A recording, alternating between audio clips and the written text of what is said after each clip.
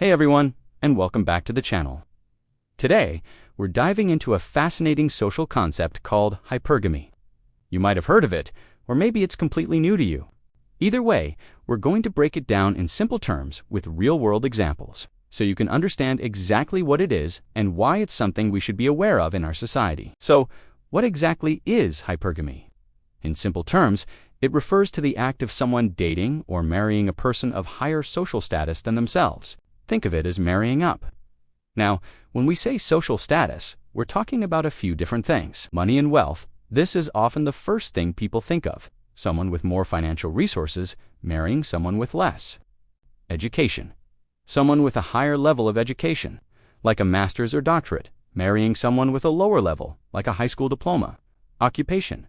Someone with a higher prestige or higher paying job, like a doctor or CEO, marrying someone in a less prestigious or lower paying job, like a retail worker. Social class.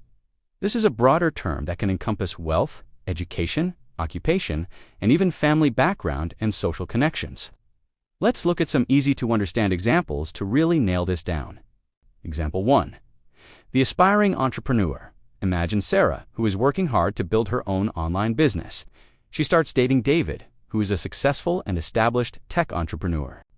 David has more financial security, business connections, and overall higher social standing in the business world. This would be an example of Sarah potentially engaging in hypergamy. Example 2, the dedicated student. Consider Mark, who is the first in his family to go to university and is working part-time to pay for his studies. He meets Lisa, who comes from a wealthy family, attended elite private schools, and isn't worried about student debt. If they were to marry, Lisa would likely be considered of higher social status due to her family's wealth and educational background, making it a hypergamous relationship for Mark. Example 3, the rising professional.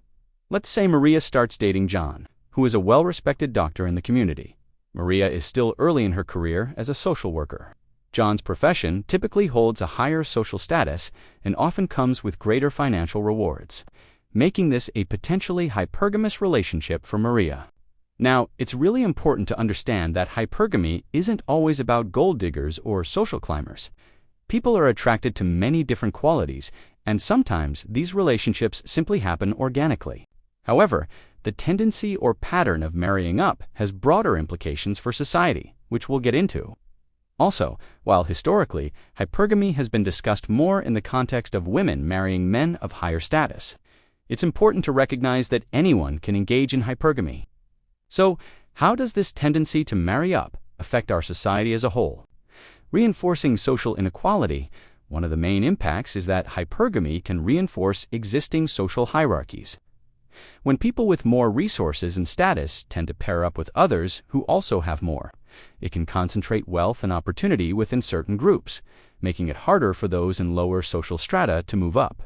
Gender dynamics. Historically, because women often had less economic power, marriage was sometimes seen as a primary route to financial security. This contributed to traditional gender roles and expectations. Even today, it can sometimes influence career choices and household dynamics. The marriage squeeze. Interestingly, in some cases, highly educated women might find a marriage squeeze. If there's a strong cultural norm for women to marry men with equal or higher education and income, the pool of suitable partners can become smaller for highly successful women. Conversely, less educated men might also face challenges. Economic distribution. Over time, hypergamous pairing patterns can influence the overall distribution of wealth and income in a society. Is hypergamy always a bad thing? It's crucial to avoid making simplistic judgments about hypergamy. Individual motivations for choosing a partner are complex and varied. Sometimes, these relationships can lead to upward social mobility for individuals and their families. However, from a broader societal perspective, the systematic tendency towards hypergamy can contribute to the persistence of social inequalities. So, there you have it.